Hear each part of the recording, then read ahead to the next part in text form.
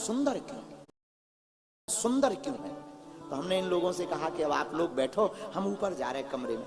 हम कमरे में जाकर पेन कागज लेकर सोचने लगे कि सुंदर कांड का नाम सुंदर क्यों।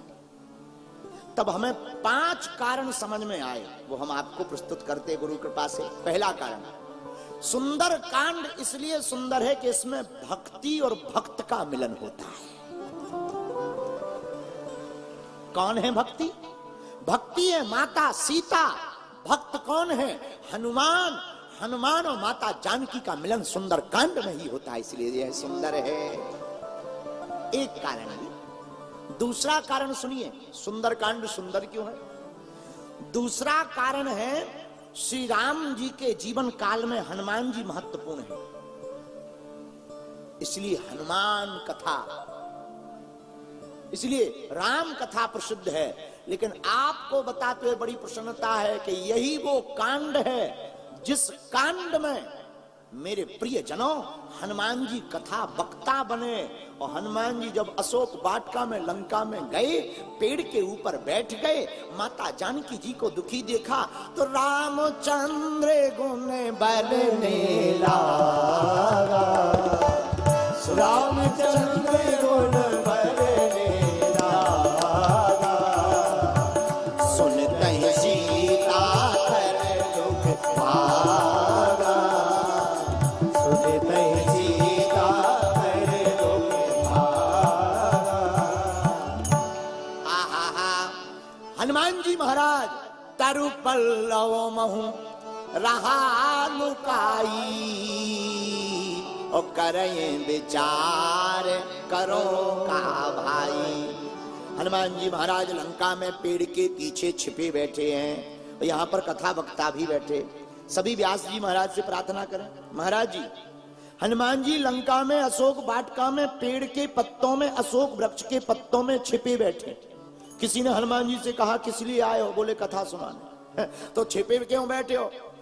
हनुमान जी बोले सुना, वक्ता को छिपना चाहिए, वक्तव्य को छपना चाहिए।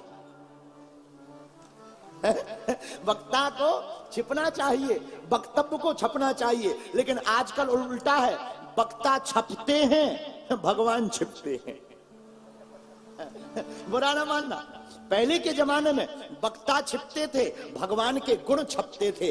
आज के जमाने में वक्ता छपते हैं, भगवान छिपते हैं। तो धन्य है हनुमान जी, कितना बड़ा ज्ञान दे दिया कथा व्यासों को कि दुनिया के जितने कथा व्यास हैं कान खोलकर सुन लो।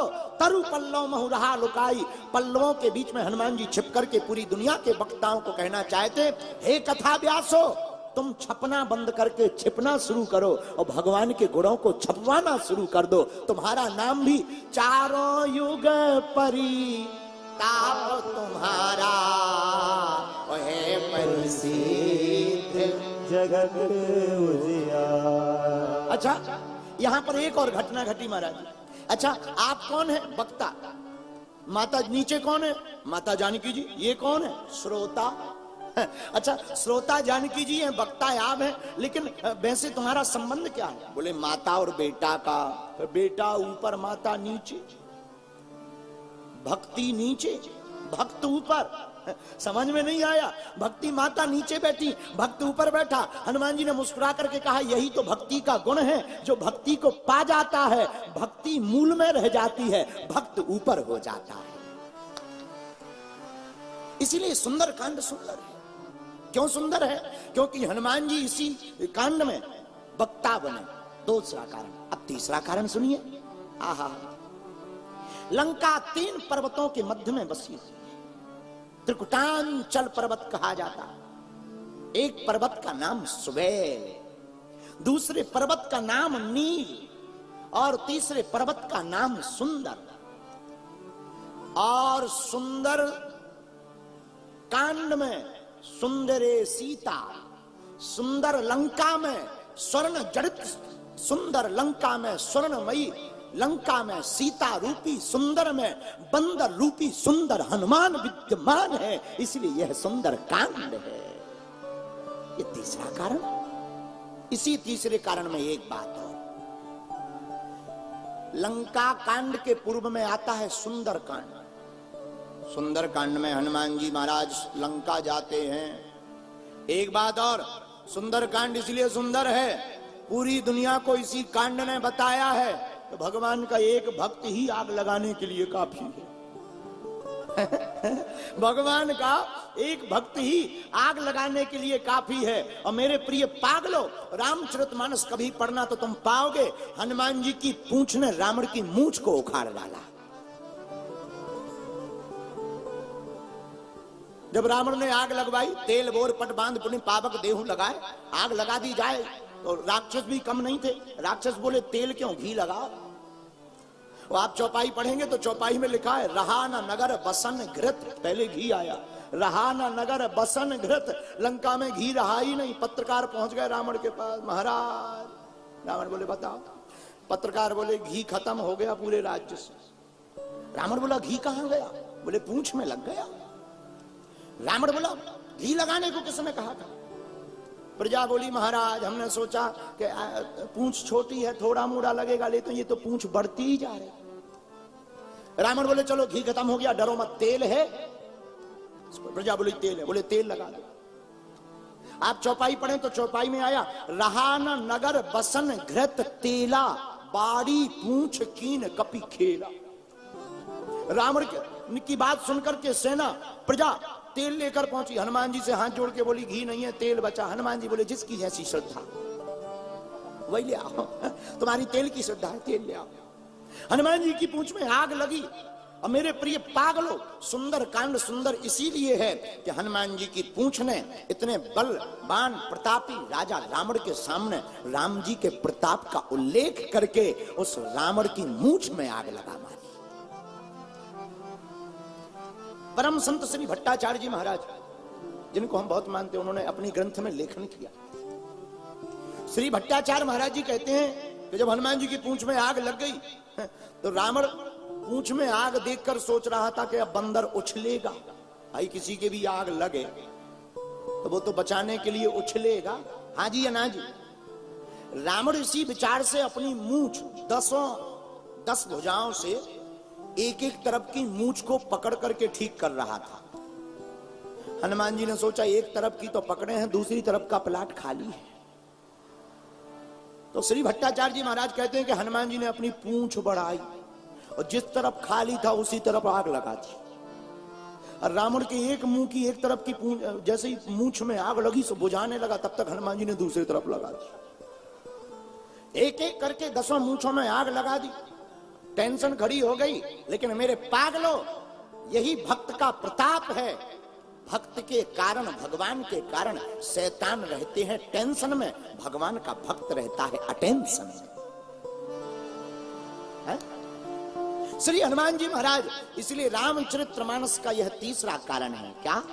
सुंदर कांड सुंदर है। यहां राम जी के पावन चरित्र के महिमा का प्रताप रावण को बतलाया। अब जरा चौथा कारण सुनिए।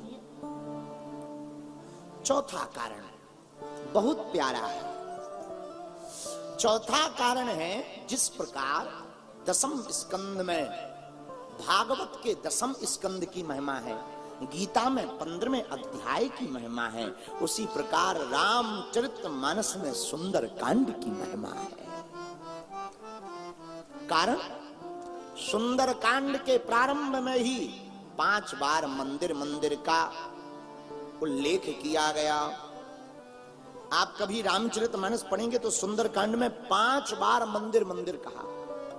मंदिर 2 बार, मंदिर प्रतिकर शोधा, देखे जहां अगणित योधा। तीसरी बार कहा गयौ दशानन मंदिर माही। 3। चौथी बार कहा मंदिर महुना दीख बैदे। और 5वीं बार मंदिर का प्रयोग कहा रामायुध शयन किए देखा कपिते मंदिर महुना दीख बैदे। 5 बार मंदिर का प्रयोग है। कहा मंदिर प्रतिकर शोधा, गयौ दसानन मंदिर माही और मंदिर महुन दीक वैदेही और हरि मंदिर तह भिन्न बढ़ावा। ये 5 बार मंदिर मंदिर का प्रयोग सुंदर कांड में ही किया गया। किसी ने पूछा कि 5 बार मंदिर मंदिर का प्रयोग क्यों किया गया? उत्तर बड़ा प्यारा श्री आचार्य चरण ने दिया। बोले भैया, हनुमान जी महाराज के जाते ही 5 मंदिरों का उल्लेख गोस्वामी जी ने करके मानो यह सिद्ध कर दिया, किसी भी काम को करने के लिए पंचदेव का पूजन जरूरी है, और जो पंचदेव को प्रणाम करके काम करता है उसका हर काम सफल होकर के आता है। इसलिए 5 बार मंदिर मंदिर का प्रयोग होने के कारण आहा पंचम सोपान सुंदर कांड सुंदर है। अब जरा 5वां कारण और अंतिम कारण सुनिए।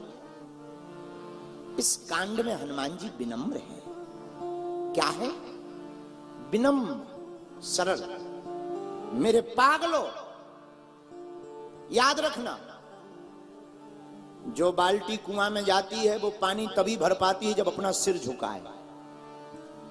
हाँ जी अना जी, पानी भरना हो तो बाल्टी को भी सिर झुकाना पड़ता है। भयंकर अथाह कुआं में जल भरने के लिए भी बाल्टी को सिर झुकाना पड़ता है। जब सिर झुकाती है तभी भरकर आती है। मेरे पागलों, उसी प्रकार व्यक्ति को महान बनना होता है तो विनम्र होना होता है। और जब राम जी के पास में हनुमान जी और सभी बानर माता जानकी जी की खबर लेकर के गए तो सब बानर आगे आगे, हनुमान जी पीछे। किसी ने पूछा तुम पीछे क्यों हो?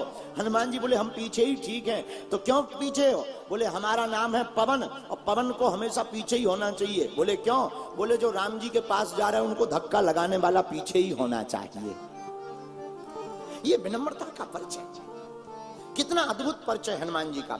इन 5 कारणों से इस कांड का नाम है, क्या नाम है? सुंदर कांड। और सुंदर कांड इसलिए भी सुंदर है क्योंकि देखो, अच्छा एक बात बताओ, किसी की शकल बेकार हो तो हम क्या कहते हैं? अरे भाई बंदर है, बंदर। हाँ जी है ना जी, बोलो, कहते हैं, बोलो, बंदर सी शकल वाला। लेकिन हनुमान जी तो वानराराम धीसम, स्वयं वानरों के राजा हैं। लेकिन ये है कैसे? बोले बंदर जरूर है पर सुंदर है। एक और बात रामायण की है। रामायण में एक जगह बंदर सुंदर है तो दूसरी जगह, अच्छा, मीठी बाणी कोयल बोलती है या कौवा? बोलो, बाणी किसकी अच्छी लगती, कौवा की या कोयल की? अच्छा कौवा, कौवा तो कर्कश होता है। हाँ जी या ना जी? अच्छा, कौवा की बाणी किसी को अच्छी लगती? भाई गांधी धाम वालों को लगती हो तो हनुमान जी जाने। कौवा की वाणी कर्कश होती, कोयल की वाणी मीठी होती। लेकिन मेरे पागलों, रामचरितमानस में यह भी उल्टा है। कौवा रूपी श्री काकभूषणी जी महाराज जब नीलगिरी पर्वत पर राम कथा सुनाते हैं तो उनके मुख से यह वाणी भी राम कथा बड़ी मीठी लगती है। कितनी विचित्रता! बंदर सुंदर है, कौवा मीठी वाणी बोल रहा। बोले क्यों? बोले जो राम जी के गुणगान को गाएगा वो बंदर भी सुंदर हो जाएगा और कौवा भी मीठी वाणी गाएगा। और मेरे पागलों, यही हम तुम्हें बताना चाहते हैं कि जब यह दोनों का चरित्र इतना बदल सकता है तो अगर हम लोग भी राम का चरित्र सुने और राम चरित्र जीवन में उतारें तो हम लोगों का जीवन भी बड़ा सुंदर हो जाएगा। हनुमान सम नहीं बड़भागी, नहीं को राम चरण। हनुमान जी के समान कौन बड़भागी होगा? इनके बड़भागी होने का मतलब एक ही है, क्या? राम जब राजा बन गए सबको राम जी ने कुछ ना कुछ दिया। अपने घर प्रस्थान कराया, सुग्रीव जी को दिया, विभीषण जी को राजा बनाया, सुग्रीव जी को राजा बनाया, अंगद जी को युवराज बनाया, सबको विदा कर दिया। किसी ने कहा कि भाई राम जी आपने सबको सब कुछ दिया पर हनुमान जी को कुछ नहीं दिया। राम जी बोले देखो भाई, जिसका कर्जा लिया हो, कर्जा चुकाने लायक हो ना हो तो आंख मिलाने लायक नहीं बचती। हम ऋणियां हैं किसके? हनुमान जी के। किसी ने कहा कि हनुमान जी को कुछ दे दो वो घर जाएं। राम जी मुस्कुराकर बोले घर तभी जाएंगे जब इनका कोई घर होगा। इनका कोई घर ही नहीं है, इन्हें क्या दे दिया जाए? नहीं नहीं फिर भी कुछ दे दो। राम जी ने कहा हनुमान कुछ मांगो। राम जी बोले सरकार अब हमें क्या मांगना, आप हैं। नहीं नहीं फिर भी कुछ मांगो, सबकी इच्छा है।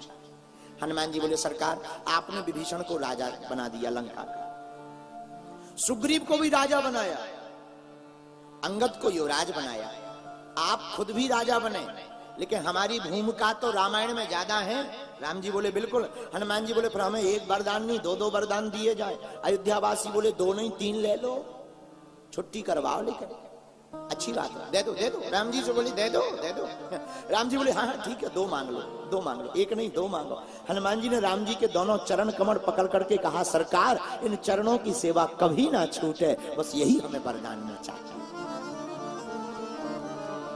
इस भाव को देख करके ही हनुमान सम नहीं बड़ भाई, नहीं को राम चरण अनुरागी, नहीं को राम चरण अनुरागी, नहीं को राम चरण अनुरागी, नहीं को राम चरण अनुरागी।